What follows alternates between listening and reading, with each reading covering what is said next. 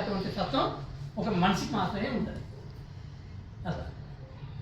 కాబట్టి మనం కనుక ఆ విధంగా కనుక మనం కొంచెం మనం డీప్లోకి పోకుండా అంటే ఎరుకతో ధ్యానం చేసుకుంటా కొంత దూరం పోయినాక వాళ్ళని ఇన్వైట్ చేసి నా పట్ల మీకేమైనా ద్వేషాన్ని కలిగించి ఆటంకం కలిగించి ఇబ్బంది పెట్టుంటే నన్ను క్షమించు అని చెప్పని మనం అడగవచ్చు. అడిగినప్పుడు అది రిలీజ్ అవుతాను. అయితే ఒక్కసారి కాదు, అట్లా వారం రోజులు చేయండి. ట్రైనింగ్ లాగా వాళ్ళకి ఏం చెప్పనవసరం లేదు, ఎవరికి చెప్పనవసరం లేదు. వాళ్ళకు మీకు వ్యత్యాసం ఉన్నది మీకు తెలుసు కదా, దానికి ఎవరికి వాళ్ళే. ఎప్పుడైనా నిన్ను ఏమైనా తక్కువ చేసి మాట్లాడుంటే, నిన్ను ఇన్సల్ట్ చేసి ఉంటే, ఆ బాధకు గురి అయి ఉంటే, నా అజ్ఞానం వల్ల నేను నిన్ను మాటలు అని ఉంటాను. దానికి నన్ను క్షమించి నన్ను ఇక్కడి నుంచి నన్ను ఫ్రీగా నన్ను ఒక సాధన చేసుకుంటానా, ఆ సాధన చేసుకోవడానికి నాకు అనుకూలమైనటువంటి ఆ మనస్థితిని కలిగించి నాకు ఒక మార్గాన్ని చూపెట్టు తల్లి అని చెప్పి ఆమెకి ఉదాహరణ. అట్లా ఏమైతే అంటే భౌతికంగా నా కాళ్ళ కాడికి వచ్చింది అని చెప్పి ఆమెకు గర్వం ఉంటుంది.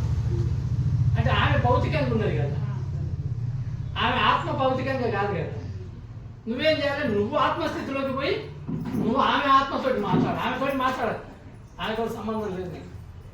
ఆయన మార్చగలిగే ఆయన ఆత్మస్థితిలో, నీ ఆత్మస్థితిలో ఉంటే ఆమె ఆత్మస్థితిని మార్చగలిగే శక్తి నీ ఆత్మకు ఉన్నది. ఎందుకంటే ఆమెలో ఉన్నది నీలో ఉన్నది ఒకటే కదా, మనందరిలో ఉన్నది. అంటే ఎట్లా మనం అట్లా చెయ్యలేము, దాదాపుగా చేయలేము, కానీ చెయ్యాలి.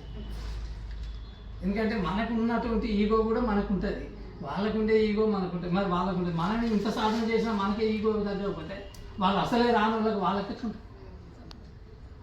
ఎందుకంటే మన ఆత్మస్థితి హై లెవెల్లో ఉంటుంది, వాళ్ళ ఆత్మస్థితి లో లెవెల్లో ఉంటుంది. లో లెవెల్ ఆత్మ హై లెవెల్కు తగ్గుతుంది.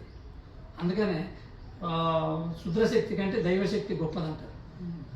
వాళ్ళు శుద్ర శక్తులతోటి కనెక్ట్ అయి ఉంటారు. భౌతికంగా ఉండే శరీరాలన్నీ కూడా శుద్ధ శక్తులతో ఉంటారు.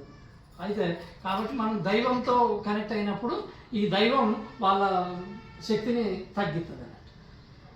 ఇప్పుడు అందుకే ఏదన్నా ఒక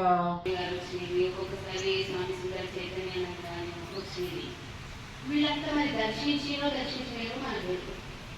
వాళ్ళు ఏంటి అంటే అధ్యయనం చేసే సంస్కృతాలు, పురాణాలు, ఉపనిషత్తులు అన్ని బాగా చదివి మనకైతే చెప్పి, అంతేగాని వీళ్ళు ఏం చేస్తున్నారు ఏమీ తెలుపని, కనీసం మీరు వీడియోలలో చూసిన పొలాలలో కూలి పని చేసుకునే వాళ్ళ దగ్గర నుంచి వాళ్ళ అనుభవాలు, వాళ్ళ తరడా ఎక్స్పీరియన్స్ నాకు ఎంత అద్భుతంగా అంటే అంత అద్భుతంగా అనిపించింది.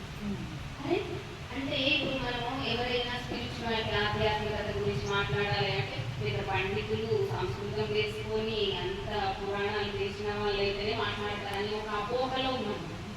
అవి అవసరం లేదు, మామూలు మనుషులు